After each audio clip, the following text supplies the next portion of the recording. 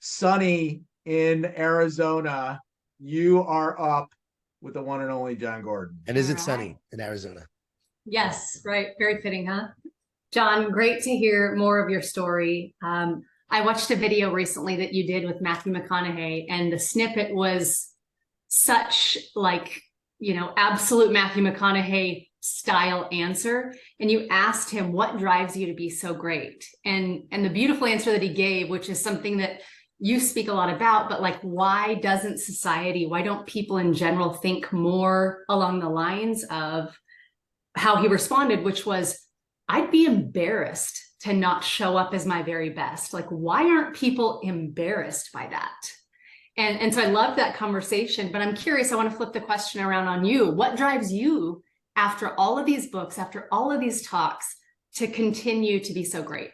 All right, all right, all right. Well, it wouldn't be about the fact that I'm embarrassed, and I appreciated his answer, but that's definitely not mine. Dr. David Jeremiah says success is the fulfillment of God's plan for your life. And so for me, it's about fulfilling the life and the purpose of what I'm meant to do.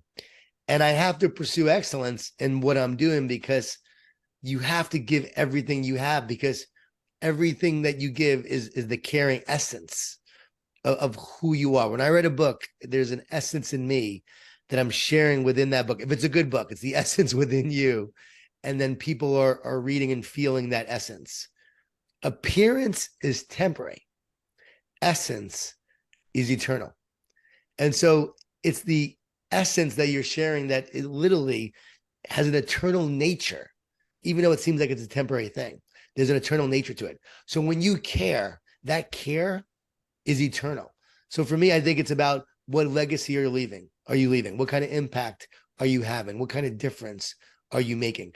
And caring matters, because my care in this very moment is an eternal moment to make an eternal impact. I know that's deep, but that's what I've realized why it's so important. Because think about it. If we're all going to die, why would it matter what we produce? Why does excellence even matter if we're all going to die? You say, well, for the next generation, but they're going to die too.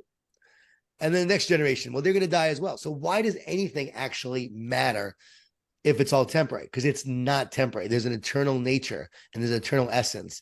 And that care and that excellence, for some reason, in the economy of God, truly matters. I'm a person of faith, as obviously you figured out already. There's a great quote by Martin Luther says, the Christian shoemaker doesn't honor God by putting crosses on shoes. He honors God by making great shoes. Like, God loves craftsmanship. God loves excellence. Like, we were created to not be average. We were created to produce excellence and do something great. So for me, there's just a desire and an internal nature within me to want to make something great.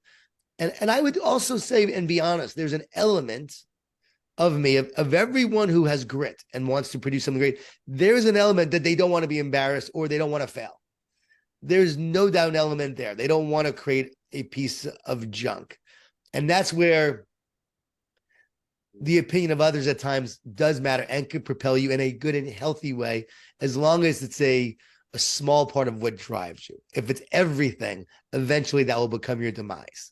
But there's a healthy nature of wanting to continue to prove that the work you're doing matters and that you're getting better and you're improving. I don't want my last work to be my best work. I want to keep on getting better and keep improving. But why? I would say because I was made that way and designed that way, and I think we all are. Love it, Love love it. it. And couldn't agree more. I think we were all created to absolutely leave our tanks completely empty when Yeah, my good friend Erwin McManus says that human beings crave three main things that drive us. We crave intimacy, meaning, and progress. Intimacy, connection, meaning, why do I matter? Why does this work matter? And progress, that progress is a scorecard. Like, most people want a scorecard. And I work with a lot of athletes. When they are now former athletes, I tell them, you need a new scorecard. You need a new scoreboard, because you've had one your whole life. And that's why you feel lost right now. You've got to create a new one. And it might be that I want to go impact this many people, but we all need a scoreboard. We need progress.